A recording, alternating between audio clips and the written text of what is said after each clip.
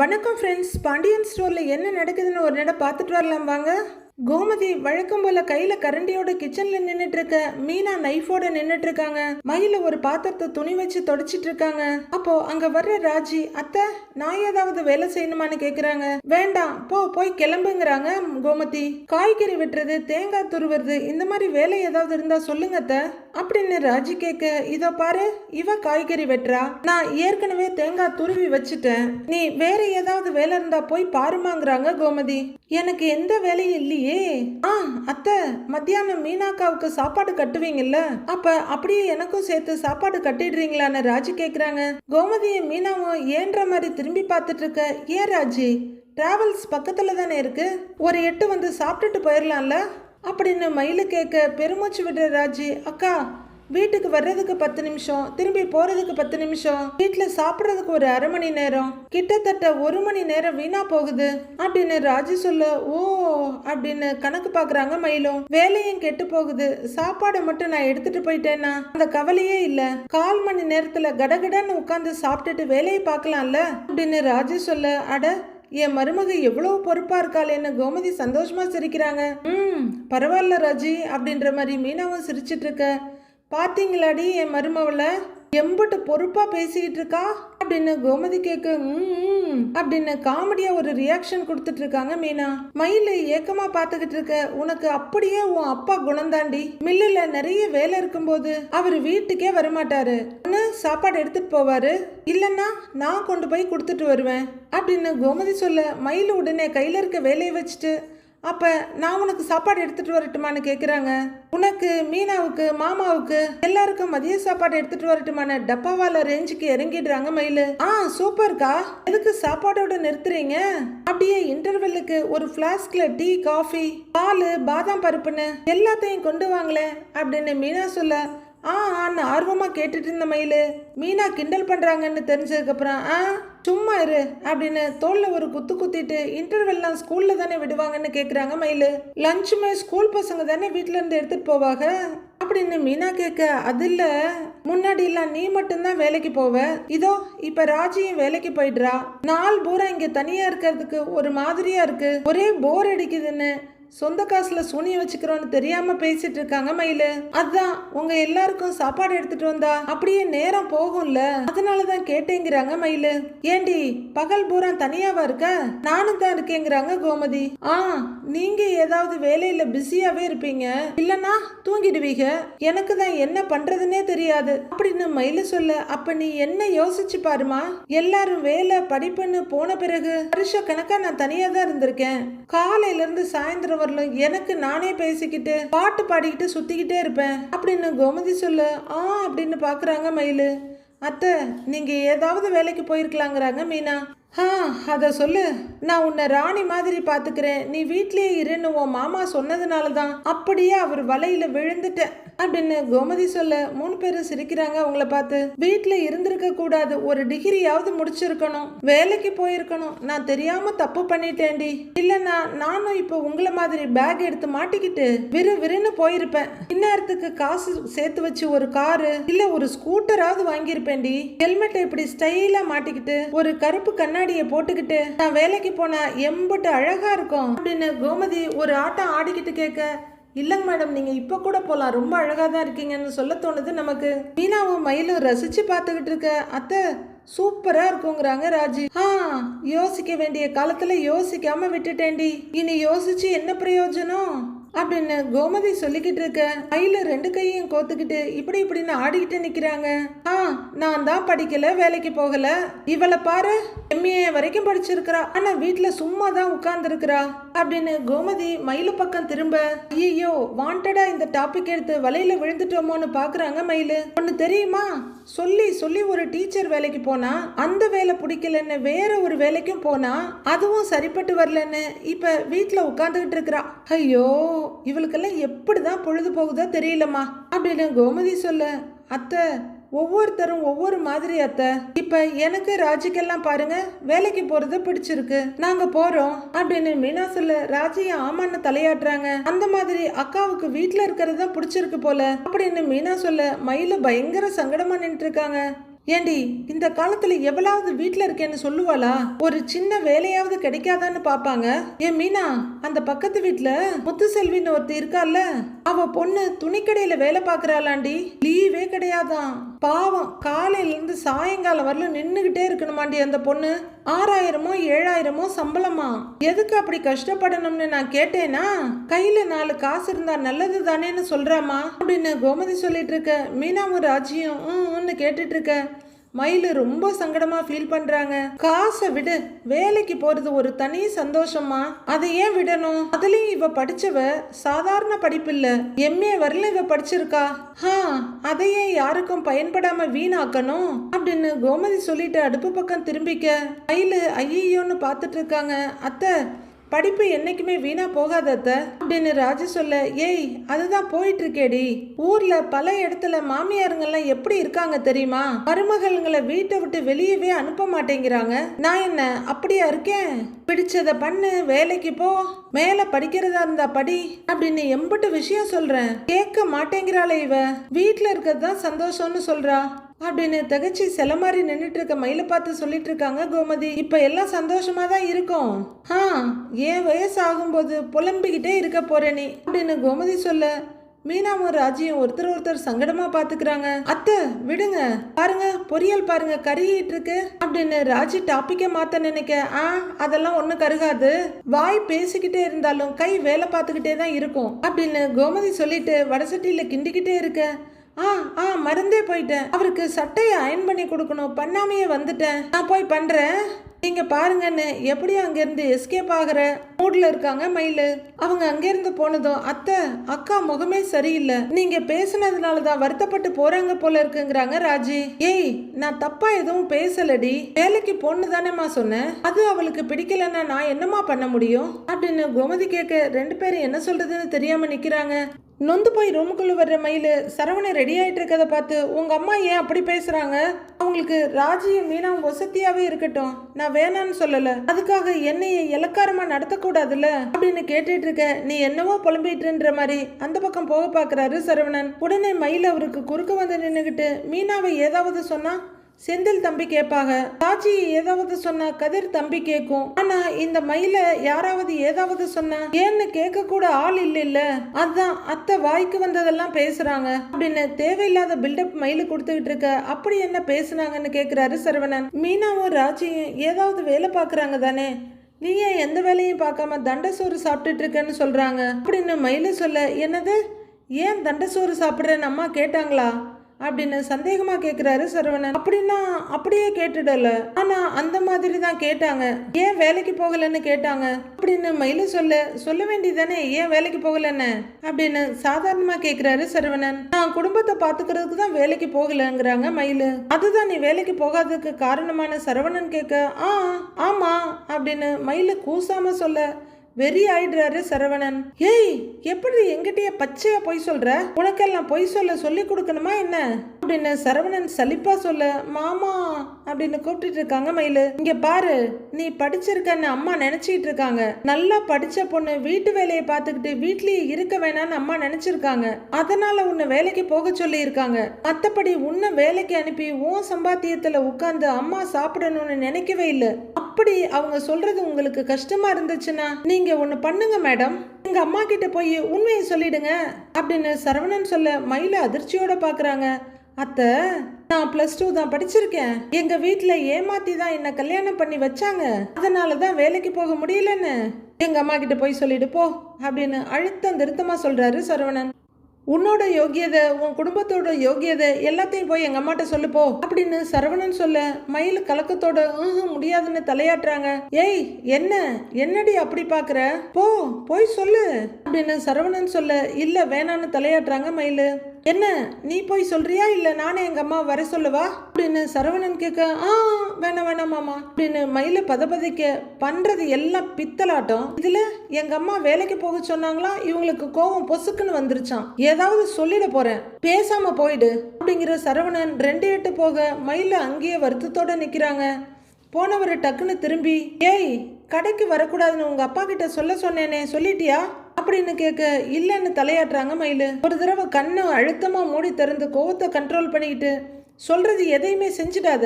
நீ முதல்ல உங்க அப்பாவுக்கு கால் பண்ணு. கால் பண்ணி கடை பக்கமே வர வேணான்னு சொல்லு. கால் பண்ணு.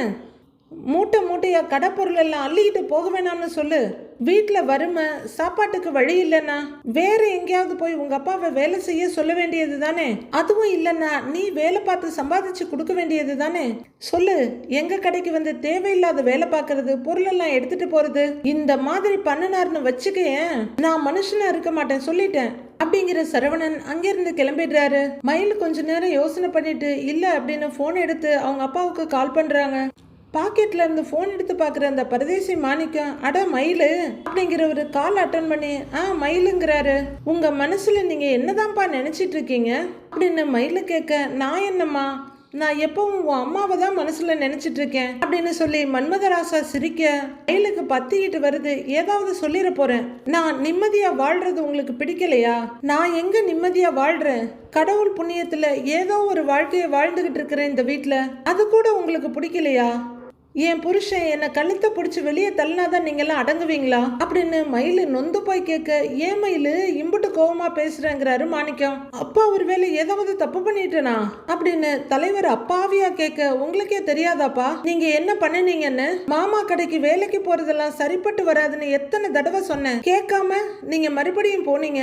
சரி, நீங்க போயிட்டீங்க, போன இடத்துலயாவது ஒழுங்கா இருக்கலாம்ல அப்படின்னு மயிலு கேட்க, ஏன் மயிலு நான் ஒழுங்கா தானே இருக்கேன், எனக்கு என்ன அப்படின்னு பொறுப்பே இல்லாத மாணிக்கம் சொல்ல, வியாபாரம் பண்ண விடாம வர்றவங்க போறவங்ககிட்ட பேசிட்டே இருக்கீங்களாமே அப்படின்னு மயிலு கேட்க, இது என்னம்மா அநியாயமா இருக்கு? ஒரே ஊர்க்காரங்க, பார்த்தா நாம பேச மாட்டோமா அப்படின்னு மாணிக்கம் கேட்க, ஐயோ அப்படின்னு இருக்கு மயிலுக்கு. சரி, அதெல்லாம் இருக்கட்டும், நீங்க கல்லாவுல போய் எதுக்கு உட்கார்ந்தீங்க அப்படின்னு மயிலு கேட்க, ஏமா அந்த கல்லா சேர் தான் ரொம்ப வசதியா இருந்தது, நான் ஒன்னு யாரையும் எழுப்பி விட்டுட்டுலாம் உட்கார்லையே, காலியா இருந்த சேர்ல போய் உட்கார்ந்தேன், அது தப்பா அப்படின்னு மாணிக்கம் கேட்க, சரிப்பா நீங்க வேலைக்கு போனீங்க, ஊர்க்கதை பேசுனீங்க, கல்லால கூட உட்கார்ந்தீங்க, அதோட விட்டு தொலைய வேண்டியது தானே, எதுக்குப்பா கடையில இருந்து மளிகை சாமான்லாம் எடுத்துட்டு வந்த அப்படின்னு மயிலு கேட்க, ஏமா மளிகை கடையில இருந்து மளிகை சாமான் எடுக்காம கடையில இருந்தா எடுப்பாங்க? என்னம்மா கேள்வி கேட்கிற மயிலு நீ அப்படின்னு அவங்க அப்பா சொல்ல, மயில் டென்ஷன் ஆயிடுறாங்க. அப்பா உங்க மனசுல நீங்க என்னதான்ப்பா நினைச்சிட்டு இருக்கீங்க?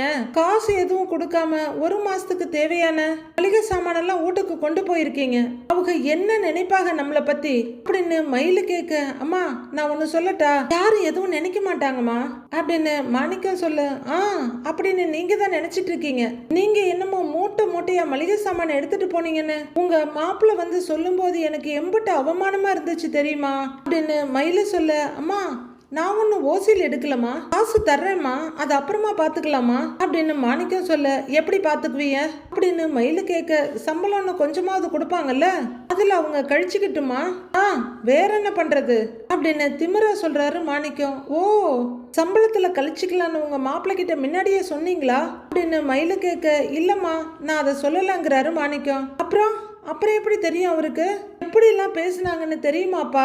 கேவலமா இருக்குப்பா, எனக்கு எங்கேயாவது அப்படியே ஓடி போயிடலாம் போல இருக்கு எனக்கு அப்படின்னு மயிலு சொல்ல, சரி மயிலு, இனிமே நான் அப்படி செய்யல மயிலு, நான் சத்தியமா சொல்றேன், நீ வருத்தப்படாதன்னு மாணிக்கம் சத்தியத்தை சங்கர பொங்கல் மாதிரி அள்ளி விடுறாரு. ஏற்கனவே ஏகப்பட்ட கேவலத்தோடு தான் நான் இந்த வீட்டுல வாழ்ந்துகிட்டு இருக்கேன், இதுக்கு இடையில நீங்க வேற புதுசா ஒரு அவமானத்தை தேடி கொடுத்துறாதீங்க அப்படின்னு மயிலு சொல்ல, அம்மா உன்னை அவமானப்படுத்தணுங்கிறதெல்லாம் என்னோட நோக்கம் இல்லம்மா. மளிகை சாமான் எடுக்கும்போது மாப்பிள்ளையோட முகம் மாறினதை நானும் பார்த்தேன். நான் மளிகை சாமான் எடுக்கிறது அவருக்கு பிடிக்கலங்கிறது எனக்கு தெரிஞ்சுது. வேற வழி இல்லாம தாம்மா எடுத்தேன். நம்ம வீட்டு நிலைமை உனக்கு தெரியும் இல்லம்மா, உனக்கு தெரியாததெல்லாம் ஒன்றும் இல்லை. நானும் உங்க அம்மாவும் கஞ்சியோ கூழோ ஏதோ குடிச்சுக்கிட்டு இருந்துருவோம். ஆனா உன் தங்கச்சி பாவம் இல்லையா, காலேஜுக்கு போற பொண்ணு, படிக்கிற பொண்ணு, அவளுக்கு வாய்க்கு ருசியா ஏதாவது சமைச்சு கொடுக்க வேண்டாமா, அதனாலதாம்மா எடுத்துட்டு வந்தேன். சரி விடுமா, இனிமே நான் கவனமா இருக்கிறேன் அப்படின்னு பண்ணின அயோக்கியத்தனத்துக்கு அல்பத்தனமா ஒரு சப்பக்கட்டு கட்டுறாரு மாணிக்கம். அப்போ அங்க வர்ற பாக்கியம், என்ன கவனமா இருக்க போறேன்னு கேக்குறாங்க. யார் கூட பேசிட்டு இருக்க அப்படின்னு பாக்கியம் கேட்க, மயிலு கூட தான் பேசிட்டு இருக்கேன் பாக்கியம் அப்படின்னு மாணிக்கம் சொல்ல, மயிலா கூடன்னு கேக்குறாங்க பாக்கியம். போனை கையில வாங்கிக்கிட்டு, போ இட்லியை வச்சிருக்கேன் போய் சாப்பிட போகணும் சொல்ல, இட்லியா ரெடி ஆயிடுச்சா அப்படின்னு மாணிக்கம் பரவசமா கேட்க, அப்படிங்கிறாங்க அவங்க.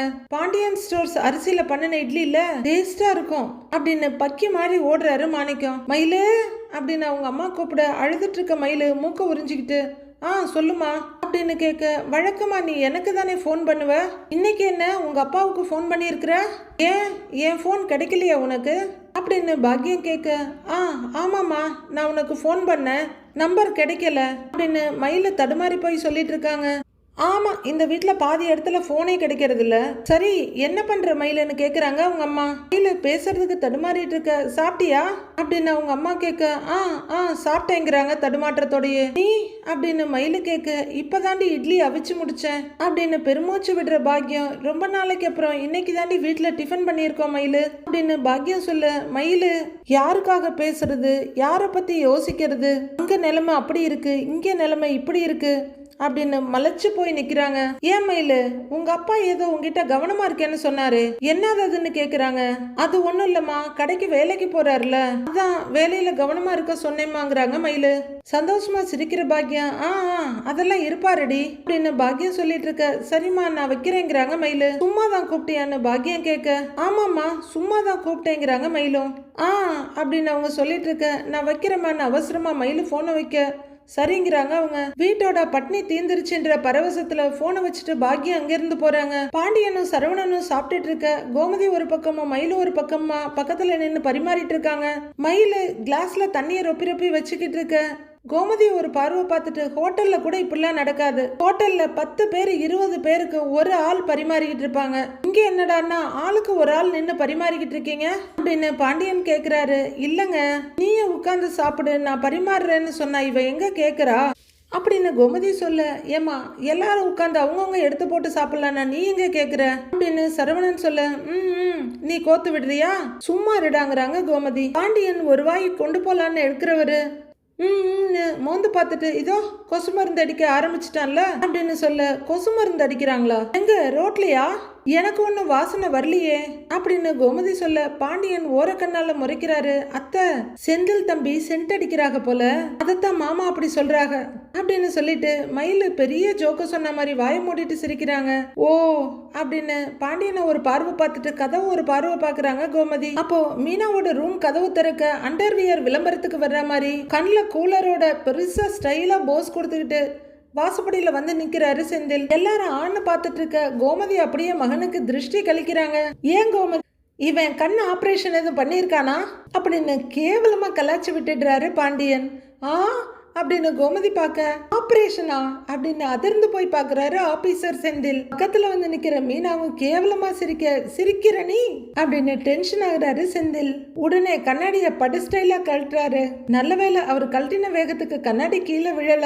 கோமதி செந்திலோட கண்ணை பார்த்துட்டு ஆஹா அப்படிங்கிறாங்க. அப்பா வெளியில போகும்போது கண்ணுல தூசி விழும், வெயில் வேற கொஞ்சம் அதிகமா இருக்கு, அதான்ப்பா தம்பி கண்ணாடி போட்டிருக்கான் அப்படின்னு தரமா முட்டு கொடுக்கறாரு சரவணன். ஏண்டா இலை, வண்டி ஓட்டுறப்ப கண்ணில் தூசி படுதுன்னா வண்டி ஓட்டுறப்ப தான்டா கண்ணாடி போடணும், அதை விட்டுட்டு நடு வீட்டுல போட்டுக்கிட்டு திரிவானாக்கும் அப்படின்னு பாண்டியன் கேட்க, தேவையாங்க உங்களுக்கு இந்த கேவலன்ற மாதிரி மீனா சிரிச்சிட்டு நிக்கிறாங்க. ஐயோ ஆரம்பிச்சிட்டீங்களா, சரி விடுங்க, ஒரு கண்ணாடிக்கு எதுக்கு இம்புட்டு பிரச்சனை, இருடா சாப்பாடு எடுத்துட்டு வரேன்னு கோமதி உள்ளர போறாங்க. அசிங்கப்பட்டுட்டா இந்த ஆபீசர் செந்தில் அப்படின்னு நினைக்கிற செந்தில் இத உள்ளர வைங்கிறாரு. மீனா அந்த கூலர்ஸ் முத உள்ளர வைங்கிறாங்க.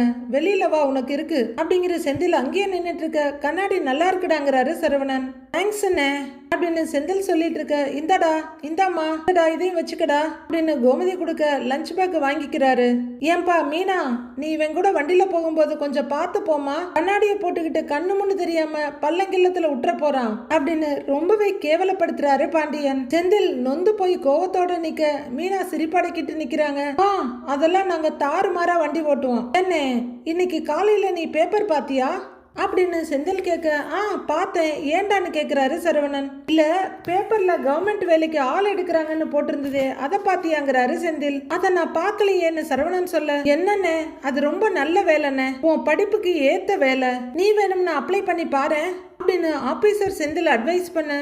ஓ மாமா வேலைக்கு போனா நல்லா இருக்குமேன்னு பாக்குறாங்க மயிலு. டேய் நானும் கவர்மெண்ட் வேலைக்கு போயிட்டேன், நான் கடையை யாருடா பாத்துக்கிறது அப்படின்னு சரவணன் கேட்க, ஏன்னு கடையை பாத்துக்கிறதெல்லாம் ஒரு வேலையானே அப்படின்னு செந்தில் ரொம்ப கேவலமா சொல்ல பாண்டியன் கொஞ்சம் கோவமா பாக்குறாரு. ஏன்டா 7.5 இழுக்கிறேங்கிற மாதிரி கோமதி பாக்குறாங்க. வர்றவங்களுக்கு 50 கிராம் சீரகம் 100 கிராம் கடுகுன்னு எடுத்து கொடுக்கறதெல்லாம் ஒரு வேலையா?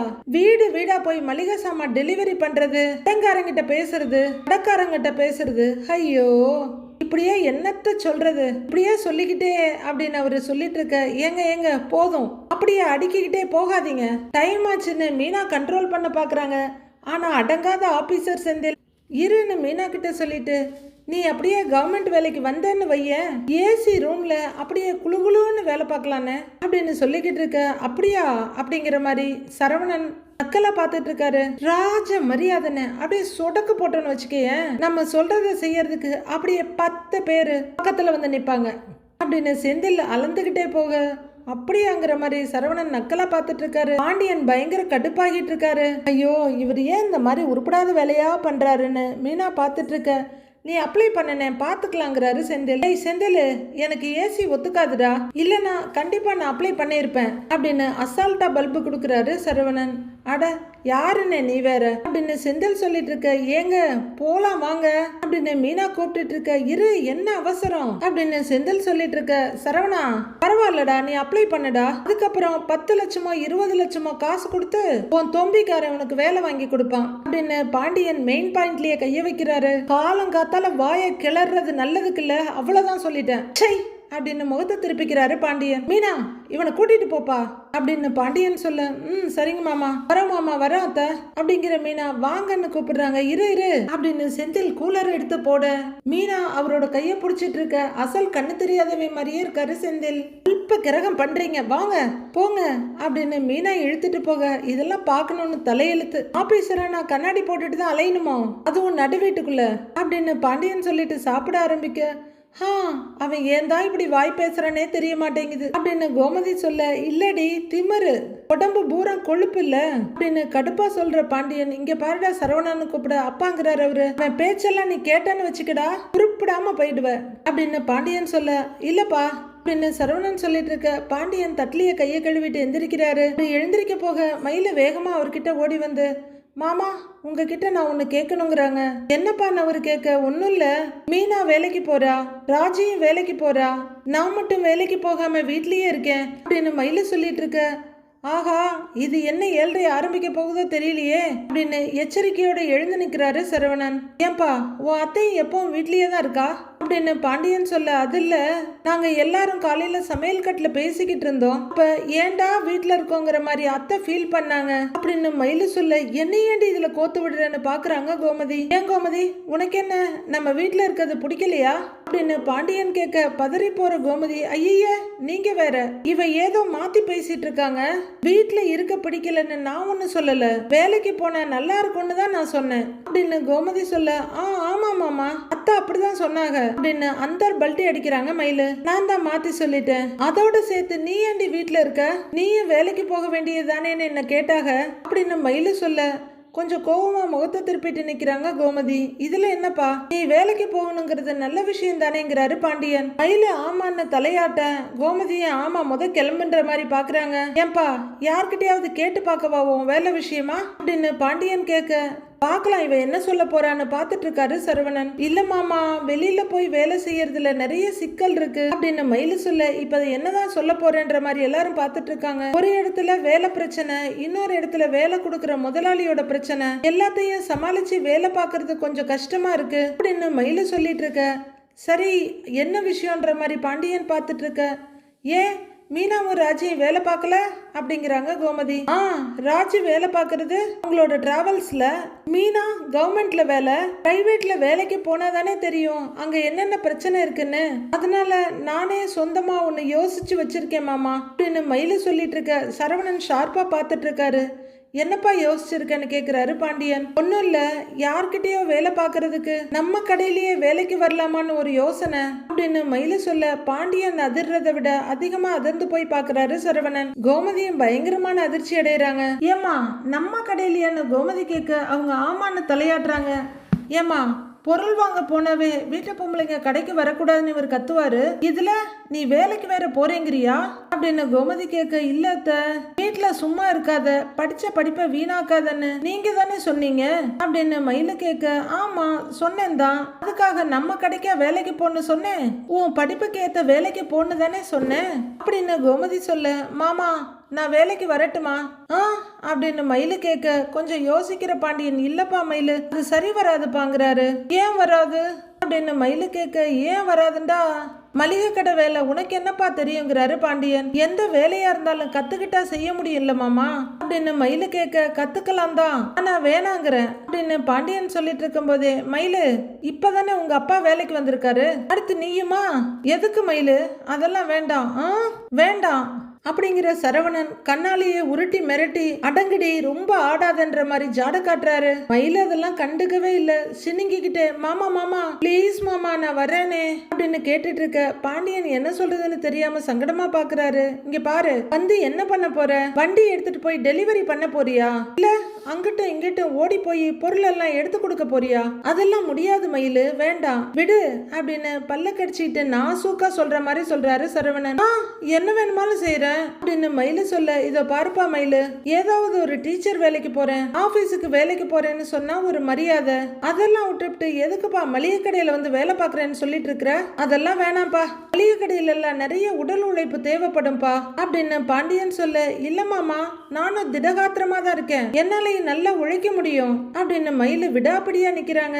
சரவணன் எதுக்கு இந்த புது டிராமா, இதை எப்படி தடுக்கிறதுன்னு யோசிச்சுட்டு நிக்க, ஏன்பா நீ நம்ம கடைக்கு வேலைக்கு வந்தீங்கன்னா ஊர் உலகத்துல இருக்கவங்க என்ன பேசுவாங்கன்னு கேக்குறாரு. வீட்டுக்கு வந்த மருமகளை கடையில வேலை செய்ய வச்சு கஷ்டப்படுத்துறாங்கன்னு நினைக்க மாட்டாங்க அப்படின்னு பாண்டியன் கேட்க, நல்லா எடுத்து சொல்லுங்கிறாங்க கோமதி. மளிகை கடையில வேலைக்கா மாமா பஞ்சம், நீங்க இப்போ வீட்டுக்கு வந்து அரசியோட உட்கார்ந்து கணக்கு பாக்குறீங்க, நான் கடைக்கு வந்தேன்னு வைங்களேன், அந்த கணக்கை அங்கேயே வச்சு பாத்துடலாம், அப்புறம் கடை வேலையெல்லாம் வீடு வரைக்கும் எடுத்துட்டு வர தேவையில்லை பாருங்க, அப்புறம் யாருக்கு காசு கொடுக்கணும், யார்கிட்ட வாங்கணும் எல்லாத்தையும் நானே பாத்துக்குவேன், ஸ்டாக் எம்பிட்டு இருக்கு, வியாபாரிங்கிட்ட எப்படி பேசணும்னு எல்லாத்தையும் நானே பாத்துக்கிறேன் அப்படின்னு மயிலு பேச பாக்கியத்தோட சாயல் அப்படியே தெரியுது. ஐயோ ஏண்டி பொம்பளை புள்ளைய கடையில உட்கார வச்சா ஊரு தப்பா பேசாத அப்படின்னு கோமதி சொல்ல, அத்தை யாரோ முத்துச்செல்வியோட பொண்ணு துணி கடைக்கெல்லாம் வேலைக்கு போறான்னு பெருமையா பேசுனீங்க அப்படின்னு மயில பாயிண்ட பிடிக்க, அப்படின்னு பாக்குறாங்க கோமதி. நான் நம்ம கடைக்கு வேலைக்கு போறதுல என்ன தப்பு இருக்கு அப்படின்னு மயிலு கேட்க, ஏய் அப்படின்னு கோமதி ஏதோ சொல்ல வர்றாங்க. இங்க பாரு மயிலு, நீ கடைக்கெல்லாம் வர வேண்டாம், அதெல்லாம் உனக்கு செட் ஆகாதுங்கிறாரு சரவணன். மயிலு அத கொஞ்சம் கூட கண்டுக்காம, மாமா மாமா ஃபுல் டைமா இல்லன்னா கூட ஒரு பார்ட் டைமா வர்றேனே, தினமும் கொஞ்ச நேரம் தான் வந்து உட்கார்றேன், அது கூட பர்மனண்டா வேண்டாம் மாமா, ஒரு வாரம் 10 நாள் அப்படி வர்றேனே, செட் ஆகுதான்னு பாருங்க, இல்லன்னா நீங்களே வேணான்னு சொல்லிருங்க, அதுக்கப்புறம் நான் வேலையை பத்தி வாயை திறக்க மாட்டேன் அப்படின்னு மயில அவசரமா சொல்லிட்டு பாண்டியனை பார்த்துட்டு இருக்க.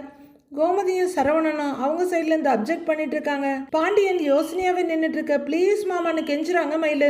கோமதி சொன்ன மாதிரி நம்ம வீட்டு பிள்ளைங்க கடைக்கு வர்றது எனக்கு பிடிக்காதுதான் அப்படின்னு பாண்டியன் சொல்ல, ஆமான்னு தலையாடுறாங்க கோமதி. அது நீ இவ்வளவு தூரம் கேட்கறதுனால என்னால மறுக்கவும் முடியல அப்படின்னு பாண்டியன் சொல்ல, மயிலோட முகம் அப்படியே மலர ஆரம்பிக்குது. சரவணனும் கோமதியும் அப்படியே திகச்சு போய் பார்க்க, சரிப்பா மயிலு நீ கடைக்கு வான்னு பாண்டியன் சொல்லிட.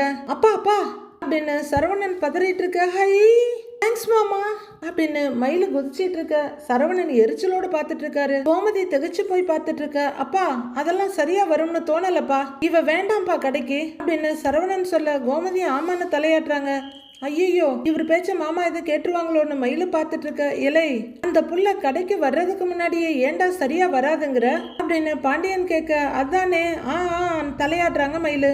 இல்லப்பா இது சரிப்பட்டு வராதுப்பா அப்படின்னு சரவணன் சொல்ல, கொஞ்ச நாள் ஆகட்டும்டா அப்புறம் என்னன்னு பாப்போங்கிறாரு பாண்டியன். மாமா மாமா நான் இன்னைக்கே கடைக்கு வந்துருவா அப்படின்னு மயிலு கேட்க, நீ வாப்பா வா கோமதி அப்படின்னு அவர் அங்கிருந்து போக, மாமான்னா மாமா தான் அப்படின்னு மயில சந்தோஷத்துல உயலால டான்ஸ் ஆடிட்டு இருக்காங்க. சரவணன் மயில ஒரு முறை முறைச்சிட்டு, ஏய் இது என்னடி புது நாடகம் அப்படின்னு கேட்க, நாடகமா நானா என்ன மாமா அப்படின்னு மயில அப்பாவியா முகத்தை வச்சுட்டு கேட்க, ஏய் அப்படின்னு குத்துற மாதிரி கையை எடுத்துட்டு கடுப்பாயி அங்கிருந்து போறாரு சரவணன். சரவணன் அங்கிருந்து போயிட, அப்பா இவங்க என்ன எதுக்கு எடுத்தாலும் இவ்வளவு கோவப்படுறாங்க.